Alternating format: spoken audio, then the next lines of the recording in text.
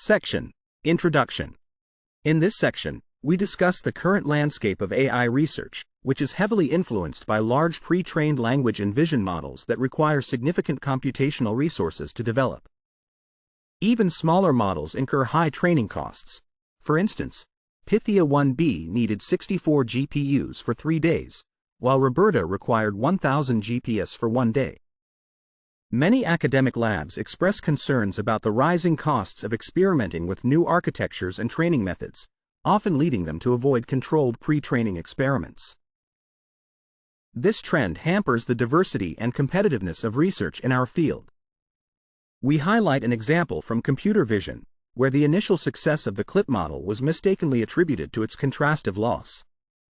Subsequent controlled studies showed that this attribution was exaggerated, suggesting that the field rushed to exploit findings instead of exploring further.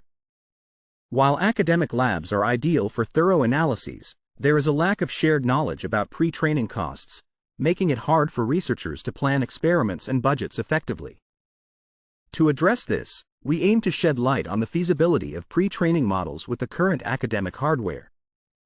We conducted a survey to understand the typical computational resources available in academia, finding that most researchers have access to 1 to 8 GPUs for days or weeks. We measured the time needed to replicate several models on academic GPU setups and optimized our training methods, benchmarking nearly 3,000 configurations and using about 2,000 GPU hours. Our findings indicate that we can pre-train models with 3 times less computational power than previously reported. For example, we can train Pythia 1b in 18 days using 4 A100 GPS instead of the originally estimated 192 GPU days. We also performed a cost-benefit analysis to identify the best hardware options within specific budgets. For instance, a setup with 4 A100 GPS costs around $85,000, while 2 H100 GPS at $60,000 can achieve the same training time for Pythia 1b.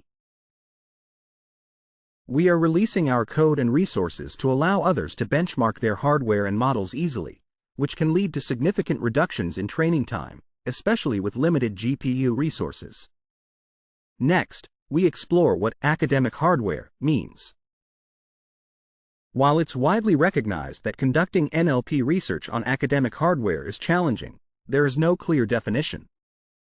We surveyed AI researchers about their compute budgets, gathering responses from 50 researchers across 35 institutions, mostly PhD students. Our survey focused on individual or project-level resources rather than aggregated data from entire labs. We found that while cloud computing is often suggested as a flexible option, most researchers, 85%, reported having no budget for it, preferring on-premises resources provided by their institutions. Owning hardware is generally more cost-effective than renting, but many researchers are dissatisfied with their institutional resources. 2/3 rated their satisfaction with compute clusters at 3 or lower out of 5, citing issues like long wait times for GPU allocation and limited connectivity between nodes. We also examined the types and numbers of GPUs available to researchers, noting significant differences in price, memory, and processing power among desktop, workstation, and data center GPUs. For example, the RTX 3090 desktop GPU costs $1,300, while the A100 data center GPU costs $19,000. We found that many researchers can access data center GPUs for days at a time, with some able to use them for weeks. However, access varies by region and institution, with some areas facing significant challenges in obtaining GPUs. Section Summary. In this section, we highlight the challenges faced by academic researchers in accessing sufficient compute resources for AI research, revealing that most rely on on-premises hardware rather than cloud solutions due to cost-effectiveness. Our survey of 50 researchers indicates widespread dissatisfaction with available compute, with many reporting long wait times and limited capabilities, ultimately emphasizing the need for greater transparency and optimization in pre-training models within academic settings. Section: Use Cases. In this section, we explore the use cases of GPUs among academics.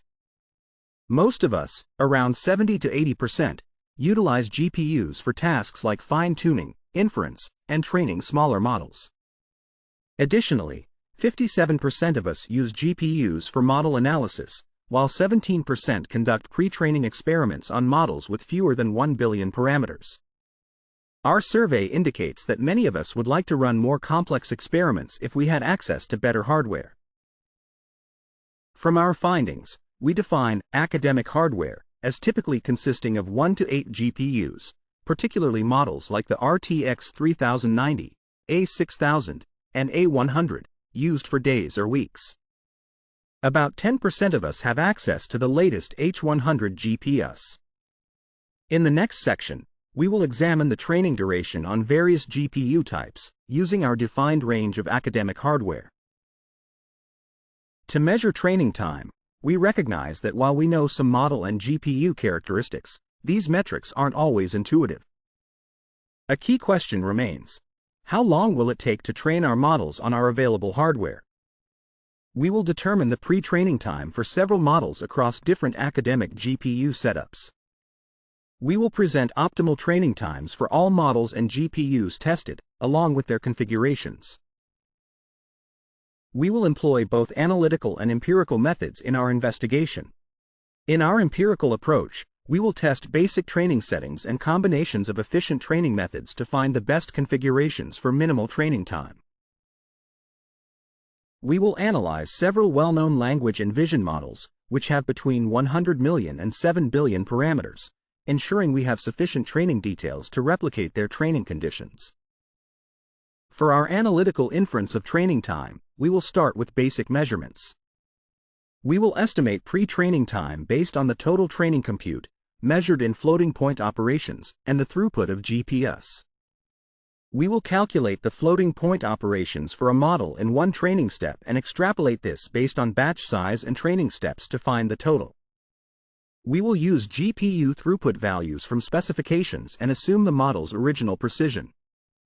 However, this estimation is simplified and does not account for all factors affecting training time, such as memory bandwidth and GPU architecture. In our empirical measurement, we will follow 3 steps. First, we will determine the maximum batch size that fits in GPU memory to optimize throughput. Next, we will compute the training step time using this maximum batch size, adjusting for gradient accumulation if necessary. Finally, we will extrapolate the training step time to estimate the overall training duration. We will benchmark naive settings first and then explore combinations of efficiency methods to enhance training speed, using randomly generated input data for our tests. Further details about our software and hardware will be provided in the appendix. Section Summary. In this section, we analyze the use of GPUs in academia, noting that most respondents utilize them for fine-tuning and model analysis, with a common hardware range of 1 to 8 GPUs. We also outline our methods for empirically and analytically measuring training times for various models, emphasizing the importance of optimal configurations and the limitations of simplified analytic approaches. Section: Efficient Training Methods. In this section, we explore various optimization techniques, which we divide into 2 categories: free lunch methods and memory-saving methods. Free lunch methods are always advantageous, while memory-saving methods can have multiple options, leading to many possible combinations. This makes it challenging to choose a combination that will definitely improve or at least not hinder training time. We evaluate the combinations of memory-saving methods while ensuring free lunch methods are always included, and we report the minimum training time achieved. Free lunch methods enhance performance and may lower memory usage without any cost to the user. These improvements stem from years of research in deep learning software and hardware. We compile our model by automatically generating GPU-optimized code from high-level operations. We also use custom kernels as replacements for standard PyTorch modules. These kernels are specifically designed for better performance. During our experiments, we mainly utilized flash attention in our transformer models and specific kernels for Mamba. We perform matrix multiplications and convolutions in a mode that ignores some bits of the floating point numbers, which significantly boosts performance without affecting the model's learning. Memory-saving methods, on the other hand, reduce memory usage but can slow down processing. For instance, activation checkpointing allows us to save only some activations during the forward pass and recompute the rest during the backward pass, saving memory but requiring extra computation. Model sharding helps by distributing model states across multiple GPUs, reducing redundant copies, but it can increase communication time. Offloading involves moving optimizer states and model parameters to system memory, which can save GPU memory but may lead to slow communication due to bandwidth limitations. We measure the pre-training costs in terms of training time and align our findings with hardware and training settings. Some configurations are impractical due to high memory demands, even with a batch size of 1. We present optimal training times for all models and GPUs, showing that naive training times can be overly optimistic. For example, training the Pythia 1B model from scratch on 4 A100 GPUs would take 41 days, which exceeds the typical compute budget for academic researchers. By optimizing our training configuration, we achieve an average speedup of over 4 times compared to the naive approach, reducing the training time to 18 days, which is more manageable for better resourced researchers. With more than one GPU, all model GPU combinations become feasible using optimal methods. Interestingly, the best combination of memory-saving methods can lead to significant training time reductions, even exceeding 70% in some cases, particularly for GPUs with limited memory or larger models. This is unexpected since memory-saving methods are usually thought to slow down training. However, the saved memory can allow for larger batch sizes, improving throughput. When using a single GPU, memory-saving methods can actually hinder performance, indicating they are more beneficial when free lunch methods alone are not sufficient. Our benchmarking of memory-saving combinations shows that the best configuration is significantly faster than both the median and worst-case scenarios. This suggests that without careful selection, training could take much longer. Overall, we find that this thorough search for optimal configurations is relatively quick compared to the potential time savings in training. Finally, we compare the total compute required for pre-training these models with our optimal settings, revealing that our approach uses significantly less compute on average. Section Summary. In this section, we explore various efficient training methods, categorizing them into free lunch methods, which enhance performance without cost, and memory-saving methods, which reduce memory usage but may slow down training. Our findings indicate that optimal combinations of these methods can significantly improve training times, with some configurations yielding up to 71% faster training, especially for larger models or GPUs with limited memory. Section: Cost-Benefit Analysis. In this section, we conduct a cost-benefit analysis. We examine the time required to train the Pythia 1B model using various GPU setups. We compare the total hardware costs and the costs per experiment, which we calculate by normalizing the training time and assuming a 5-year lifespan for the hardware. For instance, with a budget of $40,000, we might choose a machine with 8 RTX 3090 GPUs, which can complete the training in 30 days, the shortest time available within our budget. If we have a larger budget, it turns out to be more cost-effective to buy 4 H100 GPS for $130,000 than 8 A100 GPS for $160,000, even though the H100s have less memory, as both can train the model in 8 to 9 days. We notice that the cost per training run is $800 with A100s and $600 with H100s, despite each H100 costing $30,000 compared to $19,000 for an A100. If budget is not a concern, a setup with 8 H100 GPS for $250,000 would be optimal, completing the training in just 4 days. We base our analysis on current hardware prices and provide a detailed breakdown in the appendix. We assume specific prices for each GPU and consider system costs, which vary depending on the number of GPUs supported. For example, a consumer desktop can run 1 GPU for $1,000, while a desktop that supports 2 GPUs costs $1,500. However, for 4 or 8 GPUs, we need GPU servers, priced at $7,500 and $10,500, respectively.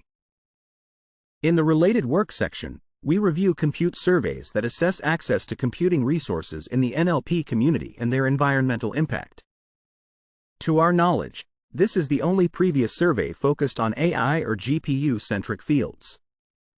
Our survey, however, targets the broader AI community, specifically looking at academic access to compute resources, including the number and type of GPUs available and their usage duration, which affects the range of possible experiments. Regarding training recommendations, we note that traditional advice suggests manual tuning for efficiency. Our codebase simplifies this process by helping users find efficient settings as long as they can define their model and its parameters. We propose an automatic search for these settings. Other concurrent works also explore efficiency methods but focus on large models and specific architectures. DeepSpeed AutoTune is another method that specifically optimizes batch size and model settings, reporting metrics like model utilization, but we find training time to be a more practical measure. For efficient pre-training recipes, several studies suggest methods to pre-train models quickly on few GPUs. Some pre-train BERT variants in as little as 1 hour to 1 day using various modifications. However, these studies do not replicate BERT but instead create variants that perform adequately. Others have pre-trained T5 base in 1 day on one A100 GPU with a focus on efficiency without altering the model architecture. Our approach, in contrast, assumes replication settings without modifying known models or training recipes, making it model agnostic and adaptable to any deep learning model. We recognize that finding optimal model architectures and training recipes is a separate issue from the controlled pre-training studies we aim to facilitate. Lastly, while other works provide detailed guidance on hardware for deep learning, we offer simplified recommendations that prioritize comparing hardware based on training time rather than throughput.